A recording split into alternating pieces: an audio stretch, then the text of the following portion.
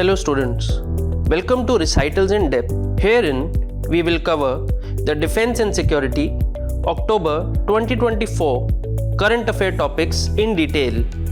The broader themes which we are going to cover are as follows: cyber security, international coordination against crime and terror, internal security, impact of non-state actors on security, important appointments and military exercises. This is our index for this month from pages 96 to 103 in the defense and security segment. We will be covering these topics in depth, which will be more than that which is given in the magazine, and we will also see a few practice questions to give you an overall understanding how and where to use these topics and this information in your mains examination. Now, many of us travel abroad with the dreams and hopes that we will become a successful person. But sometimes fate has something else in place for you. This is one such case, and the news is that 2.17 crore mobile connections have been disconnected amid cyber slavery concerns. People go out in search for a better future, for jobs, opportunities, but there are certain times when you are caught up into an unfortunate event. So that event is known as a cyber slavery. It is at the intersection of digital cutting edge technologies and human rights violations. So in this we will discuss what is this whole issue and what are the steps taken, and also there is an intergovernmental panel formed to address this issue. We will be looking at this in detail now. Now first we will understand what is cyber slavery.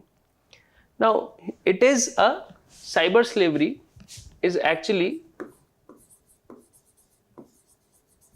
a sub-part of human trafficking.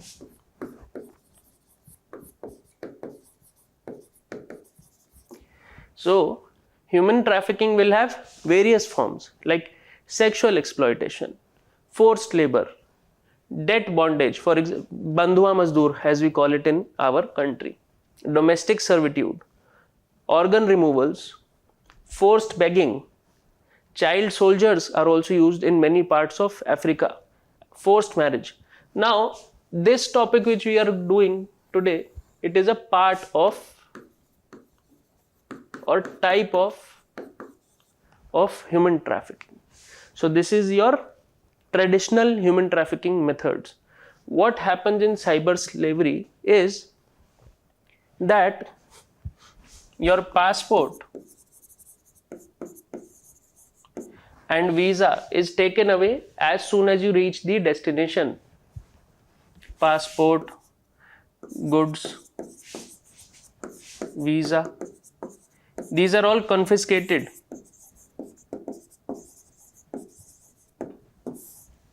And how are these people taken? What happens is you will see an ad online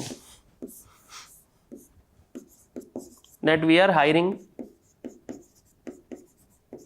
in XYZ country. Most of these concerns related to cyber slavery have come in the Southeast Asian countries, because I have covered this earlier also with you that the Southeast Asian countries have overtaken Jamtara and Nu as major centers of cybercrime in India. Around 46% of the cybercrime in India is reported through Southeast Asian countries, mostly Cambodia, Laos. They are among the hottest places. They give out an ad on the internet that we are hiring for certain jobs and you all can come. The overall qualification is very less required, so many people fall a prey. These underqualified people are also not getting any jobs in the country, so they are lured into the dream of working outside and getting a better job. They go there and these people take away their passports and force them to do the cyber crimes in India. So this is your overall backdrop as to how cyber slavery works. We will see this now in greater detail as to how it operates. Now see, there was a interministerial panel formed to see why is this happening, how is this happening, what can be done. So these are your overall findings. The interministerial panel found out that this whole situation has come out because there are three sectors which are at play. The first one is banking, the second one is immigration, and the third is telecom. Banking as in you will need bank accounts. Immigration, you will need tickets, aeroplanes, visa, passport, all of these things they have combined it into immigration. And third is telecom, that is being used for communication, SIM cards, mobile handsets, all of these things are being used. So this is your all the things which are being integrated. Now, what are the findings? Why is it that such an issue has come up? What are the findings? What did the ministry come out with? This panel, it is saying that 5,000 people are trapped in Cambodia. I told you that they are lured in for jobs, and when they reach there, their passports are taken there. So 5,000 people are there. Now 500 crore rupees have been lost in the last 6 months due to these cyber crimes. And as per the report of Indian Cybercrime Coordination Center, it is 0.7% of the GDP. The overall losses which India could see by the next year in GDP will be 0.7% and could amount to 1.2 lakh crores. So this is the overall risk which cyber security is posing. And you can use this data in your answers to add more points or more justification to the details which you are giving. Now, what are the ingredients if you want to commit such a fraud? What are the ingredients? The ministry found out that they took out data for the last 3 months and then they found out that there are around 5,000 people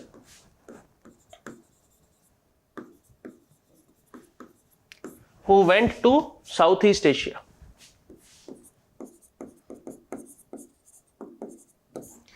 But have not returned. For example, you booked a ticket for Cambodia, Laos, but you are not returning back. What is the issue? Your visa is also expired, but you are not coming back. You went for a vacation. This is what you told the passport authorities. So the person has gone for a trip, for a business trip or for a vacation, and he is not telling anybody here that he is going for a job or somebody has contacted him. So they are concealing information. Then what happens? That they do not return. Either the family reports them missing here, they go for help, or otherwise also through the data you can know that this person went abroad but his return ticket is not there. So Southeast Asia, people going and not returning. So this is the first part, unreturned passengers. Then they found that the SIM cards, certain SIM cards have been found and they are linked to these people. And they are roaming. Roaming services are being used in Southeast Asian countries. So these roaming services are being used in Southeast Asia countries, and these are mostly similar people. So these are 5,000 people, not 500. So they are the similar people. There cannot be lot of difference. Lastly is the mule accounts. Now what is a mule? Mule is an animal which is only used to put away goods from one place to the other. Okay. So similarly, if you are using a mule bank account, it is a technical term used when an account is simply used to transfer money from one account to another, trying to show it as a viable transaction. But in fact, it is a dirty transaction. Means, for example, you have put in money in account 1, this is account 2, and this is A. Now, I have committed a crime, a cyber crime. So, cyber crime is here. Out of this, I will get rupees. This is the account in which my money is being deposited. But I am sitting in Southeast Asia, I need the money here. But the point is, if I will transfer directly from A to Southeast Asia, then I will get caught. My location will directly be disclosed. So they take it in this account and then transfer it to a middle account. This is known as the mule. So this account is simply taking the money from here, giving it here. This is the role of this mule bank account. So the government found out that the banking sector, especially SBI and PNB, they have been involved in opening such fake bank accounts, which help the people to transfer money of criminal proceedings to different bank accounts all across the world. So this is how this network has been busted. Now what are the effects now of all of these steps which are taken? That 2.17 crore SIMs have been cancelled, 2.16 lakh handsets have been blocked. All of these things they are doing. Now what is the impact?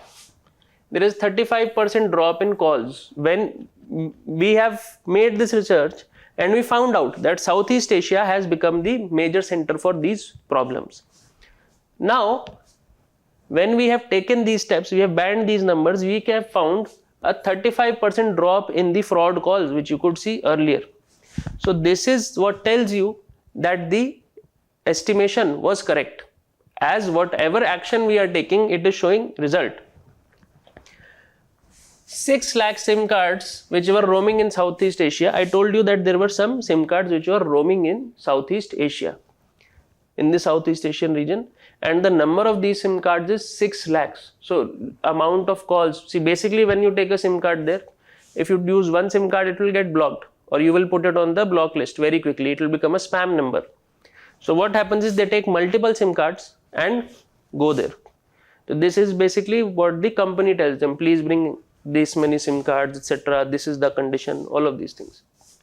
Now telecom service providers have to submit a weekly data of those numbers which are roaming in Southeast Asia. And also 1.4 lakh point of sale agents have been identified who have been selling the SIM cards to people who are connected with cyber crimes. So this is your overall effect, steps taken and the outcomes. So the overall drop is 35%. Why it has happened? Because the diagnosis of the problem has been correct. Then you have blocked mobile phones. You have identified 6 lakh SIM cards which are roaming in Southeast Asia. You have also identified those 1.4 lakh people who are giving them these SIM cards. You have also identified that the senior officials in banks are involved in this. So this overall has helped us to solve this problem. I hope now you will be better able to appreciate the complexities involved in such crimes and how they are tackled at a national level.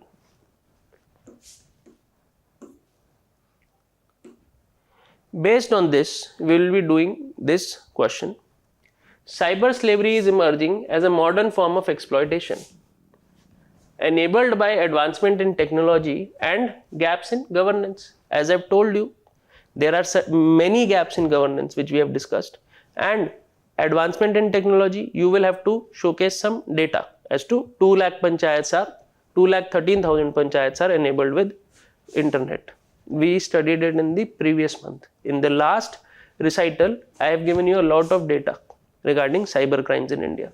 Combine it with this specific topic so that you get better output. Discuss the challenges posed by cyber slavery and measures to combat it effectively within the domestic framework. Quad partners take part in back-to-back naval war games. So these are your members of the Quad: Australia, USA, Japan and India. So this is your overall Quad membership. The news is that they have taken part in naval war games. So we will see what are these exercises, naval exercises.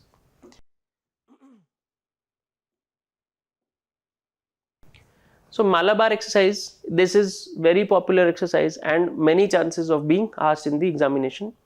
The host of the Malabar is India, Malabar exercise, and the location is Visakhapatnam and Bay of Bengal. In the harbor phase, basically harbor is where the ships are docked. So there is also a essay in UPSC essay question ships are safe in the harbor, but that is not where the ships are meant to be. So that is where you park your ship. So harbor phase of the exercise, or basically near the land, amphibious exercise will take place in Visakhapatnam. Then they will go to Bay of Bengal to do the sea phase. It is a naval exercise, and the special feature is that this one was the most comprehensive Malabar exercise ever. It involved various set of complex exercises, and the main focus is on interoperability. Interoperability means if we are tomorrow fighting a common issue, it may be terror or it may be a common perceived enemy, then we both will be able to work on each other's equipments. That is interoperability. We can service our ships in each other's docks. So these are the things which we have to understand. The next exercise is Kakadu exercise. This is hosted in Australia. Location is Darwin. This is a place in Australia. And this is a naval exercise. Who is conducting it? The Royal Australian Navy. So the mode is that it is a naval exercise. It is having 3,000 personnel, armed personnel, Navy personnel from 30 countries. And its main focus is regional maritime security and international partnerships.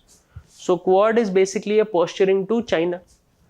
The strategic significance of these exercises is that you can tell the enemy that you should not be so uncontrolled. You are also being balanced. There is a concept called as the balance of power.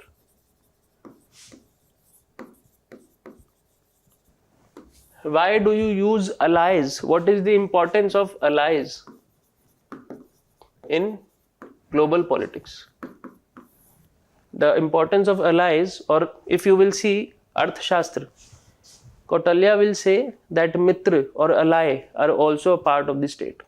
Why is it important?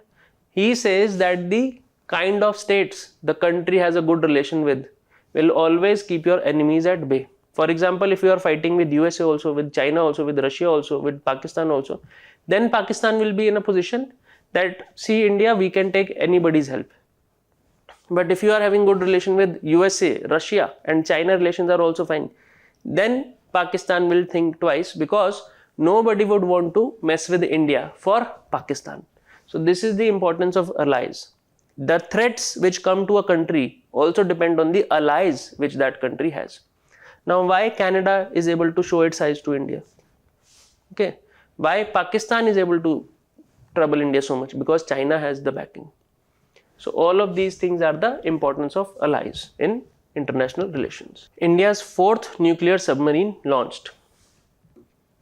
So this is the fourth one which has been launched. This is the image of the first one. This is Arihant. This is not S4. The name of the fourth one is S4. S4 star, asterisk S4. So this is your name for the 4th nuclear submarine. And what is the importance of nuclear submarine? How do you denote a nuclear submarine? It is denoted as SSBN. What is SS? SS is submarine, but you will say it is saying submarine should be SM. But SS means ship submersible. Ship submersible, ballistic, nuclear. It means it can carry ballistic missile, it can have nuclear weapon also. Ship submersible is the actual name of a submarine. We call it submarine, but people in the armed forces or who are manufacturing them, they will say we are making a submersible ship. So that is called submarine. Okay. Now, if it is a normal base, it will be called INS. It is denoted as INS. Any base of the Navy, Indian naval ship, it is the full form. They will call it INS. Any base, any ship, it will be called INS. When it will be a submarine, it will be SS. Then it can be SSN if it is nuclear, SSBN if it is ballistic and nuclear both. If it is a diesel powered engine, they will only write SS. So this is your basic understanding. Now, this is the 4th one. We have 3 more earlier: Arihant, Aridhaman and Arighat. The Arihant was the first one. It was mostly with the help of Russia. Now in this S4 star, we have become more and more significantly indigenized. And this is the comparison of the Russian ones, and this is Arihant. and the latest one is not really available because these are sensitive documents. I should not also have them. So now we will study about S4 Star. It is India's 4th nuclear submarine. It is made by Shipbuilding Center in Visakhapatnam. And the previous ones are Arihant, Arighat and Aridaman, as I have told you. These two are commissioned and this is undergoing sea trial. And the 4th one, S4 Star, has been just launched. Launched means it has been completely made. Now it will go under sea trial. So then we will be having, after the sea trials are completed, there will be 4 active nuclear submarines. What are the features? It is much larger and more advanced than the previous set. All of them are smaller and less advanced than S4 Star. That is why the naming pattern has changed. They are starting with A. This one is having a different name, though it is a SSBN altogether. It is having more indigenous inputs and improved reactors. The range of the missile will be 3,500 km, which is also known as the K4 missile. So this is the information regarding your new nuclear submarine. Terrorist attack on Z-Morh project in Kashmir. Now Z-Morh tunnel is basically from Kangan to Sonmarg. Now this mode basically means turn, and this turn is making a shape of Z as per the people who live there. So this is a zigzag turn making a Z if you look at it from here. So this Z is now called a Z-Morh tunnel because you will be able to avoid this area simply by going from this region, and the tunnel will be called Z-Morh. More details are in the economy section of this edition. We will be focusing on the defense and security aspects. Also related to this was, in August 2024, village defense guards provided with sophisticated weapons. So this is related to the security in Jammu and Kashmir.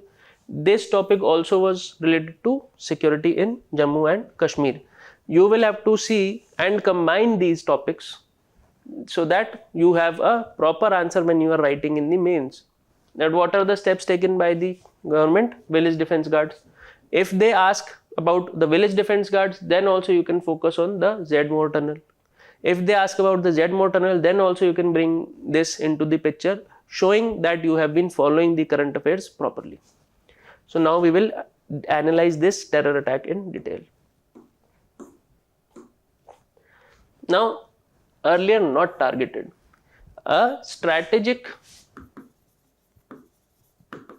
national infra project has been targeted by the terrorists for the first time. This is an unprecedented event if you look at it in this manner. The workers who were working at the site have been shot at by the terrorist groups. Now, this is unprecedented because earlier they were not targeting the developmental works. They used to showcase that we are with the developmental works, but we are not happy with the domination of the people by the armed forces. But now a strategy has been shifted because the armed forces have basically, the traditional areas have been very well captured by the armed forces. So any misbehavior is not possible there. But in these areas where infrastructure work is going on, then they can easily go in and fire. Now this is showing a proactivity of the deep state which is in Pakistan. Just recently we were discussing that Pakistan can do these things because it is having an ally. So what is the deep state? We need to understand first.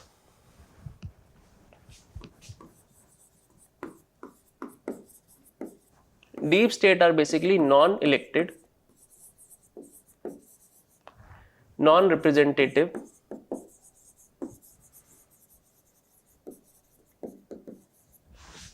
institutions, people or organizations which are actually guiding the policy of your state. For example, the democratically elected government in Pakistan would want better relations with India, but the deep state, that is the defense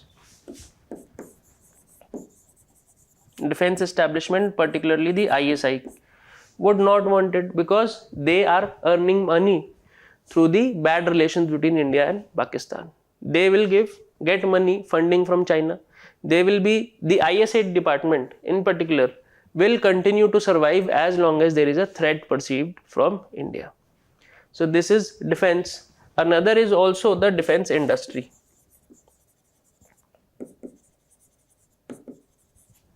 Now we do not have as such defense industry in Pakistan, but the weapons or local weapons which will be there, or guns, AK-47s, these things they may be making on their own, and they want more sales. If the terror problem is solved, then nobody will purchase. Also, certain fringe elements like the terrorist groups, they do not want peace between India and Pakistan. So this is known as the deep state. They are not elected, they are not actually representing the people, but they are making sure that their decisions are controlling the working of the government. So this is known as the deep state.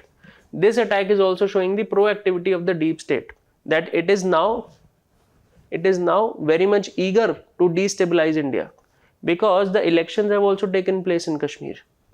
A democratically elected government is also there. It is now having a legislature. Successful elections were there. The turnout of the people was good. So they want to undermine this thing now. They want to show that the government of India, after abrogation of Article 370, has miserably failed. And whatever promises it is saying that we have stopped terror attacks, this has happened, that has happened, they are saying that it is not actually happening on ground. They have now started targeting the peripheral areas. Peripheral area means the traditional areas earlier which were there. I told you that it is very difficult to conduct a terror attack there because there is military on every step. But now peripheral areas where there is less intensity of armed forces, also to disturb the armed forces, that they are spread out equally. So these steps have been taken by the terror organization. It is also having a strategic event. It is also strategic on the part of the deep state, because this deep state has now started targeting the works of development. If there is less development in Kashmir, then they will be able to bring in disaffection more properly.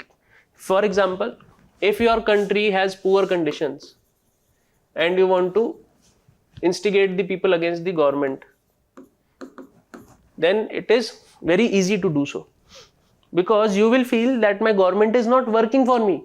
Why should I vote for them? Why should I go for them? They are only killing me. They are very proactive when the time comes to fire upon us.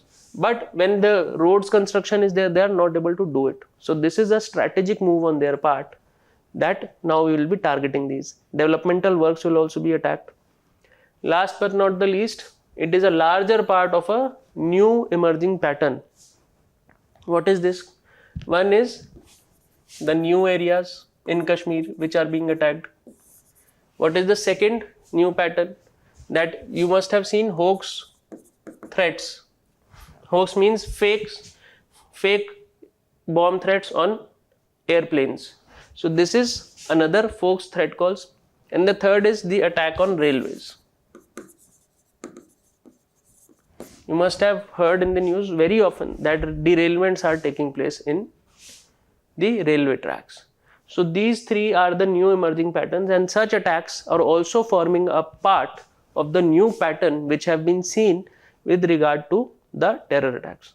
And I would again remind you that please watch this section also, or simply read it from the recitals to get a continued perspective.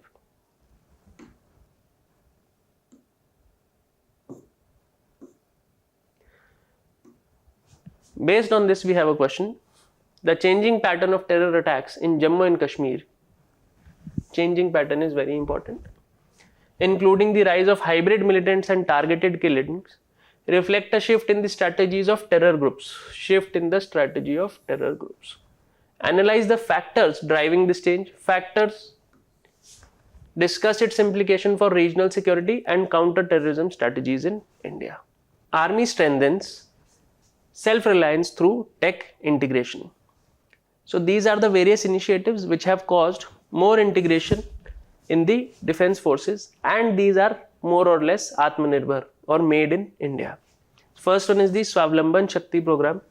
What happens in this is that the army and the industry are coming together to develop cutting edge solutions, technologically cutting edge solutions for warfare. What will they be? Drones, robotic mules. Mules are basically you have to send goods to supplies to the army. They will send and come back. So similarly, mule bank account was to shift the money from one place to other. Mule robots, they will send supplies to the armed people and come back. Because if you send a person, there is a lot of chance that they will be attacked.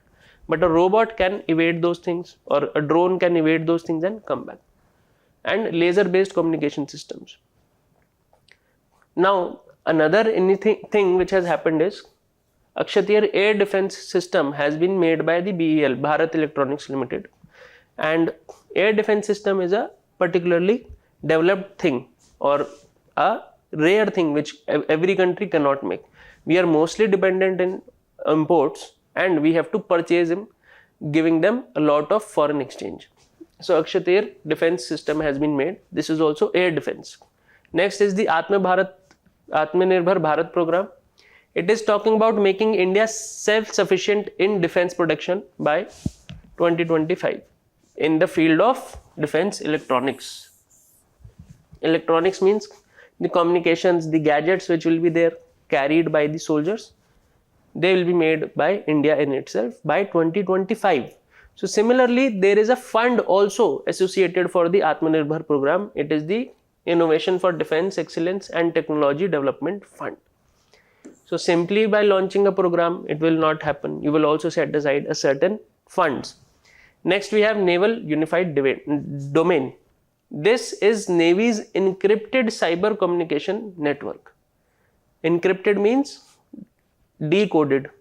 It will be having a code and you have to decode it to get in it. Encryption basically helps you in this manner. It is going to help in easy segregation and analysis of data. Commemorative events to mark 62 years of Battle of Walong.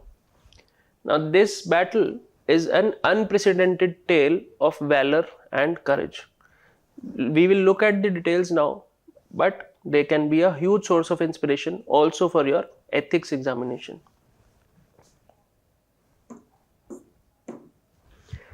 Now these are the details of Battle of Walong. The significance is that it is the only counter-attack which was launched by India during the war of 1962. Rest all of the units were not responding. But here the people posted at Walong, they did. And not only they did, but they stopped the Chinese with limited infrastructure, limited goods, limited weapons, limited food for 27 days. And it is on the easternmost town near the Tibet region. So this is the only place where there was stiff resistance. Initially there were 2 battalions of China which are going, and only few soldiers would attack Walong. But due to their bravery, their courage, their sacrifice, all the 2 battalions were shifted there and they were single-handedly attacked on a handful of soldiers. So this is the whole situation. What are the events? Lieutenant Bikram Singh was posted in that area. He could sense that something is wrong. So he pulled out the planks of the bridge which was connecting India and China. So as soon as they were trying to cross, some of the soldiers fell and the Indian army was alerted in that region. So even though they were not having a lot of resources, they tried to do the best they could. It was due to the intelligence and creativity of the person, Lieutenant Bikram Singh, at that time, which could prevent huge losses. So this is what you have to develop in yourself also. How to be solution oriented even in times of stress, in times of war. Then Captain B.N. Singh, he even launched a counter attack on China. Even with these limited resources, when he knew that the whole country is not responding properly. But these people, they kept on fighting and they fought for 27 days alone with no support at all. Now, the Walong Memorial is also called the Shaurya Sthal at Lamaspur. and it will be also creating new border infrastructure in that region. A very important thing which we could research and find out for you was that this battle and the people involved there were also featured in the Time magazine, which is a prestigious magazine in the world, in January 1963. Now please read this line very carefully. At Welong, Indian troops lacked everything. The only thing they did not lack was guts. And this is the most important thing which you require in life also, and this examination also, to succeed. And our salute to such warriors who are protecting our country. Paramesh Sivamani takes charge as the Coast Guard Chief. Now, DG Paramesh Sivamani is become the Director General of Indian Coast Guard. He is the 26th Coast Guard DG, and this is operating under the Ministry of Defense. 75 border infra projects launched. Now when you talk about the border infrastructure or roads, mostly the border roads organization will be there. This is their logo, the BRO. Now 75 new projects have been launched, 22 of them being roads, 51 bridges, and 2 other projects have been launched. The area which they will be focusing on are the 11 states and UTs, which are basically near the border. At present they are focusing on the Chinese side, and the key project here is Kopup Sherathang Road in Sikkim, which will connect the Jawaharlal Nehru Marg and Zuluk. In 2024 alone, they have completed projects worth 3,751 crores, which is nearly 111 projects within a single year, 111 projects. Look at the efficiency and the strength of this organization. Also 75 more projects have been launched recently by Mr. Rajnath Singh. So we will also understand what this BRO brings to the table when it works in such a manner. First is that it is strategic infrastructure. Any war which takes place, it requires roads at least to transport. How will you stop the enemy? Earlier, the doctrine or the approach of the Indian government was not to develop the border areas, so that the other army which is coming in India takes a lot of time to enter. But we have seen the development on the Chinese side at a breakneck speed. So in 2014, when the Modi government came in, it said that these infrastructure should be there. And it also helps us in the defense preparedness, because until and unless you have roads, how will your army people protect the people? You have seen in the previous section also, the Welong War Memorial, that these people were not having any supplies because there are no major roads connecting these areas. There are no supplies in this area. How will you send the backup? Because there are no linkages. The people who are fighting for this country are left alone to die in the face of enemy. No backup is there. So this defense preparedness will be there. Also for the people who are living there, the sparse population, economic development will also be there. It will increase the demand. Also the support during emergencies. Emergencies here is meaning disaster management in pandemics. So this is very important. It also gives us a geopolitical edge. Geopolitical edge means that if you are able to show your readiness for battle, the other side also thinks twice before attacking you. If you are unprepared for war, they will find reasons to attack you. And BRO on the whole has made a lot of technological advancements. They are creating bridges and roads in such areas which were earlier not thought of to be possible. So this technological advancement also increases your national pride. Most specifically for the people who are living in that area. Indian Air Force Day 2024. Now this Indian Air Force Day was celebrated on 8th October. This was the 92nd anniversary, and the theme of this year was Bharatiya Vayu Sena Saksham, Sashakt and Atmanirbhar. Development trials of man-portable air defense systems is completed now. One thing before we begin, this is also known as MAN, P-A-D-S. So if you hear of the term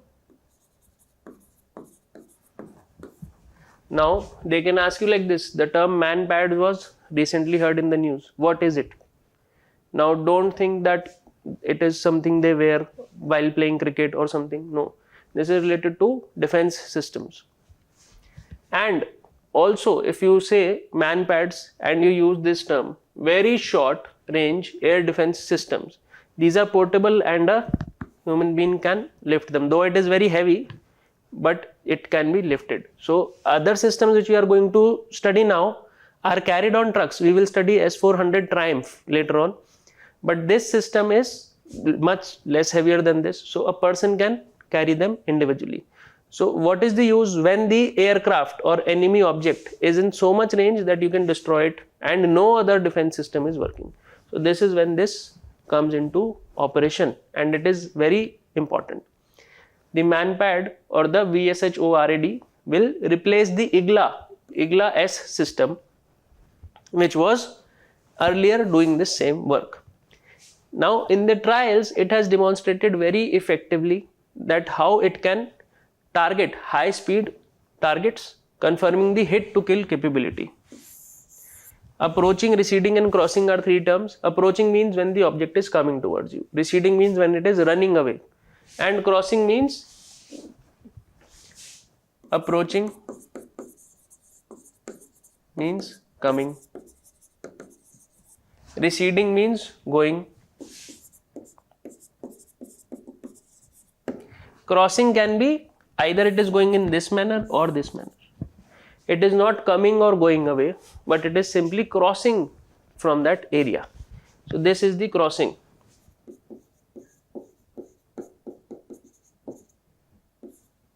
So this is your three modes of how you can engage the enemy.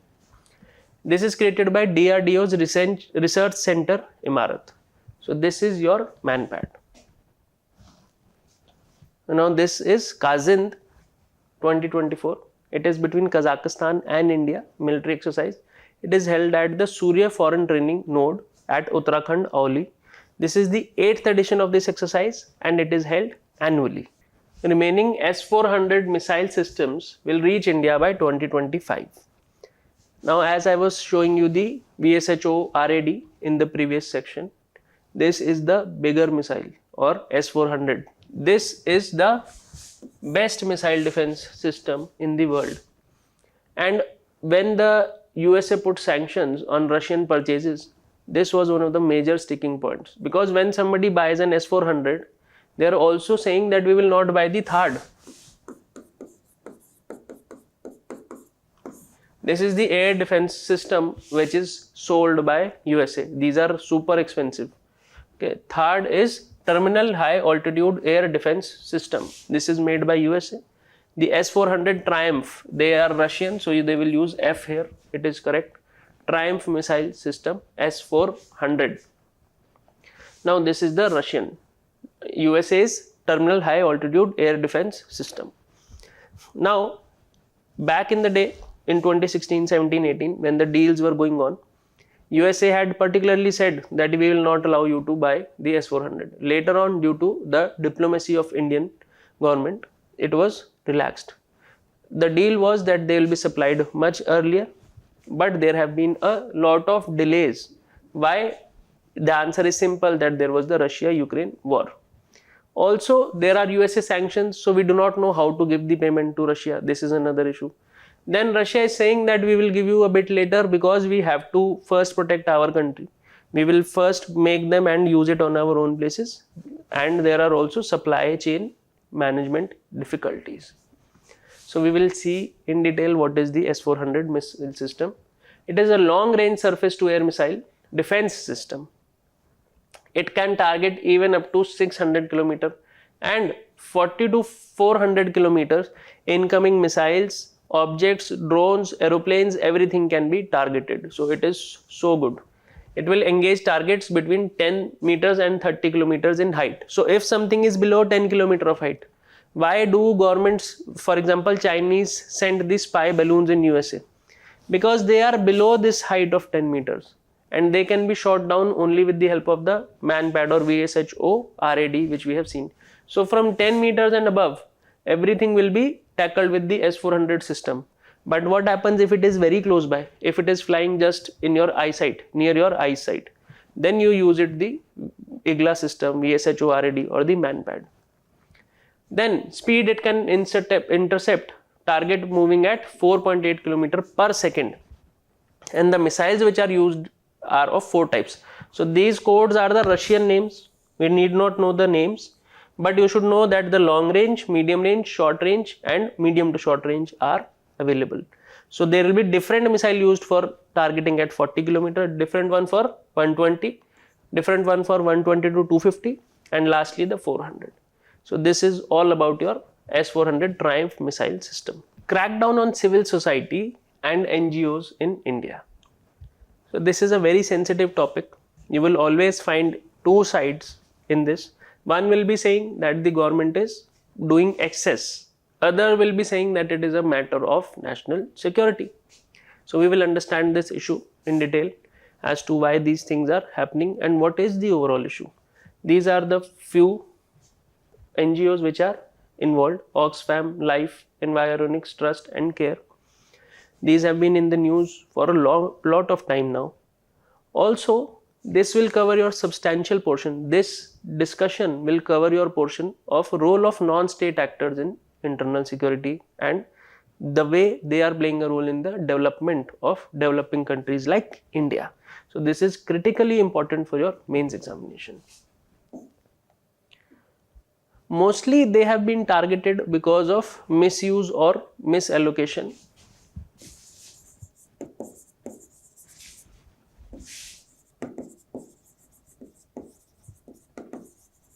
Now what happens in this?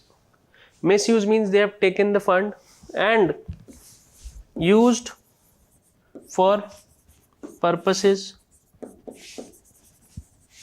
not specified.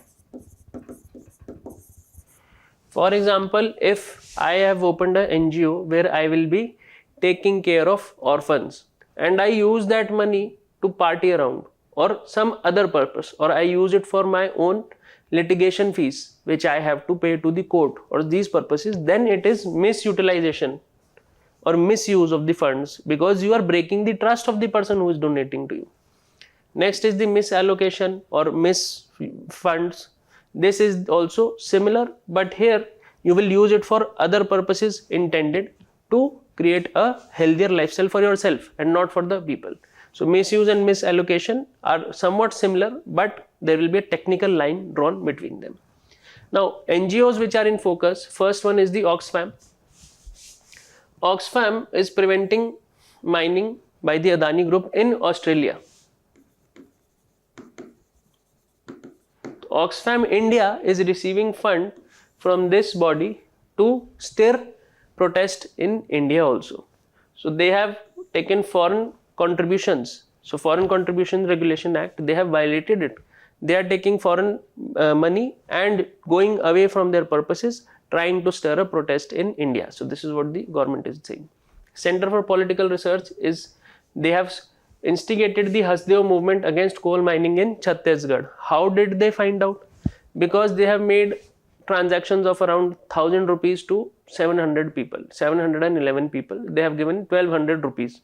So basically they were given money to stand in the protest. So this is not something which is ethical for an NGO to do. Next is the Environics Trust. They are funding individual protesters against JSW Utkal steel plant in Odisha. Similar things have found here. And the Life to stall coal mines and thermal power projects. They are saying that we were bringing environmental justice. But for India, which is power starved, the thermal power plants are much needed. We need energy to develop. And these are usually, this one is usually a US backed power plants, and they are receiving money simply to file cases in India to stall the strategic development work. This is what the government has stated. Those who believe in the ideas of these NGOs are saying that the government is doing excess and it should have not done. However, it should be noted that all of these violations have been noted on paper. There are evidences that they have made such issues. Now, this is your analysis in depth as to what are the actual reasons why these things are happening. First is the national security concern, that no country can come into our country in the disguise of a NGO and guide our policy. They also work many times to destabilize the regions. Mostly you will see this in the left wing affected areas which are affected by Naxalism. There they will work as to say that we are working among the tribals, but they are also often involved in supplying weapons or being mules for supplying weapons. They may act as a front post. Then misuse of the funds, which we have discussed. Political bias is also there. Now, Center for Political Research is basically a think tank. It usually should not be involved in the ground demonstrations and protest, because you have not stated in your objective. Once an NGO starts going away from its objective, it becomes political. It is not correct for the NGO, because the main purpose of the NGO is to help the people and not to fight elections in the country. Transparency issues are also there. There is a huge mismatch between the income tax returns and what they are actually spending, where their money is going. All of these issues have created a problem. Many a times it has been seen that they operate under foreign influence, mostly USA and China. At times Pakistan also, but it does not have so much money. Then tax evasion, mismatch in the reports. As I told you, mismatch is also there in terms of transparency, where you are using it. And also they are being used, NGOs are created by people so that their money they donated to the NGO and it becomes non-taxable. Then they undermine the developmental projects and they violate the legal norms of the land. So even if you are an NGO, you have a pious objective, but you cannot state that you are above the law of the land of the country. Based on this, we will have a question. Recent crackdown on NGO in various countries have raised concern about balance between national security and civil liberties. Analyze the reasons behind such actions and discuss their implication for democracy, development and human rights. So this is a beautiful question which is entirely covered by the discussion which we have earlier. First woman to take over as DG, Armed Forces Medical Services. Now the name of the person is Surgeon Vice Admiral Aarti Sareen. This is important for you as you can use it in the social aspects of the paper. In GS1 there is a society aspect, you can use it there, or GS3 when you want to mention something about the new role which women are taking up. Operation Chakra-III. So now this is an example where you can do international cooperation and coordination for fighting against cyber security. We have discussed cyber security in detail. Before this we had the I4C in the previous lecture. This time we have discussed about the cyber slavery, and now this is the Operation Chakra-III. You should be able to connect the dots when you are studying. All these topics, if they are done together, let me assure you, your cyber security section is completed. Now you can show this, that the FBI, CBI and Interpol have coordinatedly worked to fight against cyber crimes. This is taking place in Hyderabad and people were busted because an international racket was operating from there. They used to call people in USA and tell them that your bank account is frozen. We are calling from your Bank of America, let's say for example, and you need to shift your funds. So when they used to shift their funds, the money was gone. This is your overall Operation Chakra, international scam related to cyber frauds, and the operation is Chakra. You can see the image is also like this, which is showing that it is having a cyber security implication. FBI, Interpol and CBI have worked together. Now we will know something about the CBI. It is under the Ministry of Personnel and the powers it is deriving from the Delhi Police Special Establishment Act of 1946. The history is that it was first created by a resolution by the Ministry of Home Affairs, and the recommendation was made by Santhanam Committee on Prevention of Corruption. And the functions which you can see, that CBI is not any small investigating agency. It will investigate serious crimes which are dealing with defense of India, corruption, serious frauds, cheating, embezzlement, or social crimes which are hoarding, black marketing in essential commodities. For example, when the corona was going on, people started hoarding the vaccines or masks. So these are serious crimes because it will have a lot of implications for the safety, health, security of the every individual in the country. It is also a nodal police agency when it comes to contacting or cooperating with the Interpol for the Indian government. Parliamentary Committee to review Armed Forces Readiness for Non-Kinetic Warfare. Now you must have heard of warfare, which is simply a war. Now this warfare can be kinetic or non-kinetic.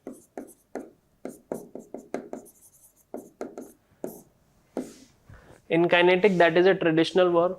In the non-kinetic aspect of war, we are looking at things which are not actually related to the use of force, but things which manipulate your mind. This can be information warfare. This is the overall term which is there.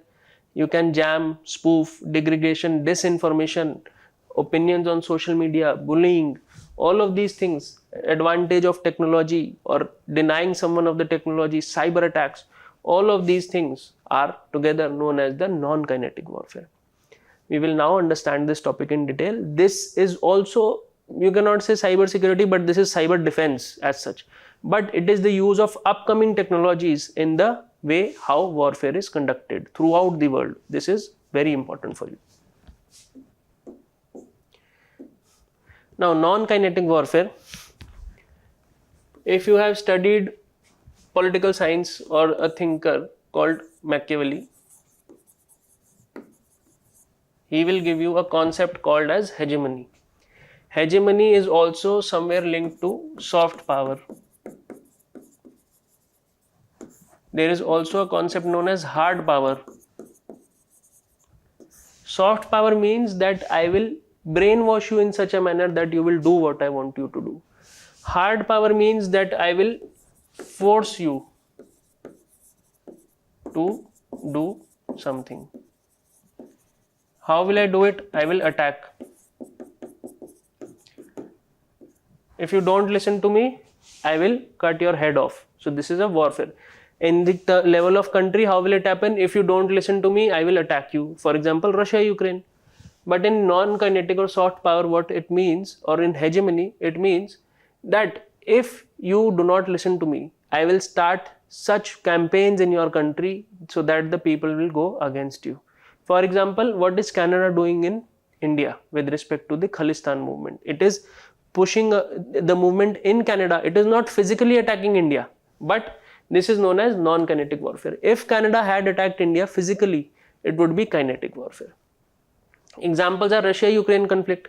What is Russia doing? It is not only attacking the Ukrainian people and the army, but also hacking their electricity supply. Critical infrastructure is hacked. Israel-Hamas conflict. Similarly, after every shoot or battle, Israel puts out a video showcasing how we did it to demoralize the other person. Hamas is also putting out videos. See, violations by Israel. They are attacking hospitals, children's hospital. US election interference by Russia. This is another type of non-kinetic warfare.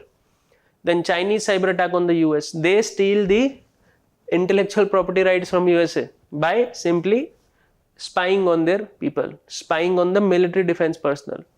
Then pager blast in Lebanon is also non-kinetic warfare. It is not a actual war where they sent in troops, but they used the technology to demolish a major faction of the terrorist groups in Lebanon. Now, what are the threats and challenges? Now, if these things are going on, what is it that the people will actually face? They will face cyber security risk. Now, all of our data is online. Also, there was a attack on the AIIMS hospital, cyber attack, and it was done by Chinese people. No health system could work for 2 days. They were probably testing that if these things happen, how will India respond? Information warfare is also there, that you will be fed with misinformation. There will be chances that political parties can also be aligned by funding, or those who are in opposition, they can always do it to come into the power. Economic warfare is also an aspect, because if sanctions are used, for example, USA has used sanctions against Russia, and what happens in this case is the main intention is to cripple the GDP of the country, to make sure that no manufacturing can be done, no work can be done. So all of these issues are together creating a lot of problem. Last thing is the technological dependence which a country can make. For example, China has created a dependence on the whole world if we talk about the semiconductors. Now whenever a war is around the corner or something happens, it stops the supply of semiconductors. Earlier in India there was a lot of shortage of cars, because whenever you would go to the market to buy a car, they will say that, sir, chip is not available in the market. China has stopped the production of chips. It is not supplying chips anymore. So this is the whole thing. The main problem with this is that the detection and response of non-kinetic warfare is very difficult. Not every country will have the capability, and the damages, they can be everlasting, unchangeable. For example, if your electricity supply throughout the country is damaged, what will you do? How will you repair it? It will have a huge consequence for the economy. The whole economy will also stop, plus the money which is required, the time which is required to repair everything. These are one of the most important critical threats and challenges which we see. Now we will see what is the government's committee doing. It is a standing committee on defense made by Rule 331, Rules and Procedure of Lok Sabha. It is going to take care of the Ministry of Defense. It is going to hold Ministry of Defense accountable. There will be 31 members, 21 from Lok Sabha, and the head is nominated by the Speaker. Okay, 10 from the Rajya Sabha, nominated by the chairperson. Chairperson is appointed by the Speaker, and term of office is 1 year. It is a standing committee. After 1 year, it is not that the committee is dissolved, but they are again nominated. Functions is that for the Defense Ministry, it will look for the demand for grants, bill pertaining to Ministry of Defense, annual report, and national basic long-term policy documents. So this is very simple basic polity stuff, but the previous thing which we had seen, the proper analysis of what these implications can be, are very important for you. So based on this, we have this question. With the increasing significance of non-kinetic warfare, including cyber and information operations, critically analyze the role of parliamentary committees in ensuring the armed forces' readiness for such challenges. How can legislative oversight enhance national security in this domain? A very complete question which is going to test your understanding of what you have done in the class today. Government issues advisory to curb hoax bomb threats on social media. So we have discussed this in the new pattern of terror attacks also. This is also to destabilize the country, and it is also a type of information warfare or non-kinetic warfare, if you understand it in that manner, linking the dots and understanding the concepts. Now this guideline has been given by MITI, or the Ministry of Electronics and Information Technology, because that is the ministry which is concerned with social media. The main issue is that there is a lot of bomb threats, and they are going viral on social media with the help of Facebook, Twitter, WhatsApp, because of resharing and other aspects which have made communication so much faster and accessible. Now, what is the aviation security architecture? So this is the first thing we need to understand. First is ICAO's Aviation Security Guidelines and Directives. The first thing is ICAO is International Civil Aviation Organization. It is given a document called as Annex 17. Also, there is a security manual called as document 8973. Other than that, there is also a Chicago Convention which is dealing with the safety in the skies. It is an international convention. Please mark this as very important. This can either come in the prelims, what is the Chicago Convention dealing with, or in the mains, is it sufficient? So these type of things which can be asked. Next, the security agencies and measures which can take in India are Bureau of Civil Aviation. It will be security standards for civilian flights. The defense will take care of the Indian Air Force planes, but the Bureau of Civil Aviation Security will take care of the passenger flights. Now, there is also the Director General of Civil Aviation, They are concerned with the flight safety. What are the other involved agencies? Airports Authority of India, CISF, you will find them stationed at every airport. NSG in case of a terror attack, IB and RAW, which will inform you that a terror attack may take place. Gathering the information is their responsibility. There is also the Ministry of Home Affairs, because policing and internal security is their responsibility. And finally, the judiciary. What are the amendments which are needed? Aircraft Act, it is made in 1934. Now we are in 2024. 90 years have passed and the airplane technology has changed. So the legislation should also be at the same speed as the technology is moving. There are also aircraft rules and suppression of unlawful acts against safety of civil aviation. So all of them need to come to terms with the present technology and the need of the time. Now, having understood the overall consequences and the structure, we will understand what is the advisory. The advisory is stemming from the legal framework under the IT Act and the IT rules of 2021. The IT rules in specific are dealing with the intermediary guidelines. Intermediary means the social media platform. Anything which is acting as an intermediary between the communication which is taking place. And also the code of conduct for digital media. And rule 3.1b of the IT rules and 3.1b clause 5 of the IT Act. These two are being used. And what has the advisory stated? That if you are not able to curb these things effectively, your license will be taken away. You will not be able to work in India any longer. And the liability which is there. For example, if I have posted that I will blow up this flight, if that has happened and you are not able to curb it, you also will be liable for posting that information on your screen. So this is the legal consequences which the company will also have to face along with the person who has posted it. So a lot of responsibility is being put on the social media website. What is the way forward? How can we tackle it? Now you will notice that I have written way forward first and then the challenges, because I will tell you when it is done. Either you can have the advanced call tracking, AI powered call analysis, comprehensive threat assessment systems should be done there, and it should be based on cutting edge technology. It should use emerging technologies, quantum computing and aviation.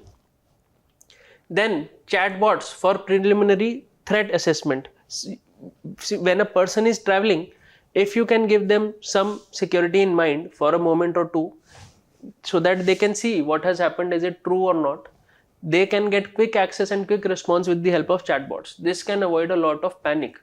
Several flights have been detoured and the expense per hour for one airline is 15 lakh rupees to tackle such issues, and 4,000 flights have been affected due to this. Publicly sharing photos of offenders on social media because they are using the social media platform, and global hoax call database should be there, and reward the informer. These are few of the suggestions which have come out. But what are the challenges? In the previous slide, we have seen that there is a whole architecture in place. There are some changes also needed, but there are advisories also, way forwards also. What is the actual challenge? We need to standardize the procedure in the guidelines which were given in the previous slide. Standardization needs to be there. Then when these things have been done, how will you train the people? Is everybody an expert cyber attack repellent person? Can anybody take on the computer and start fighting these challenges? No, the training will take time. There are technological limitations. Communication has to be more effective. Even if you have responded, even if the government has stated that we will be filing this, but is everybody aware of it? Lastly, there are regulatory enforcements which needs to be done at a big scale. Now, if you will look at the more and more coming up nature of wars, it is going to be non-kinetic or information warfare. So there is also a committee formed in this, we have studied in this lecture, and all of these things are having huge impact on the GDP. This can have everlasting impact. This can have an impact on the minds of the people, that whether the government is able to provide us with security or not. Is it safe to travel or not? So all of these things need to be taken care of. How effective are government advisories in curbing hoax bomb threats on social media? And what additional measures can balance public security with freedom of expression? Now, that is why I had first written the way forward and then the challenges, because the question is saying how effective. How effective means what kind of outcome is expected. What type of outcome is expected? Even if you do it, are there still any challenges? Will it be very effective on ground? That is what we have discussed. We have also discussed the reasons as to why they may or may not be effective. So you need to do this properly and answer this. Thank you so much.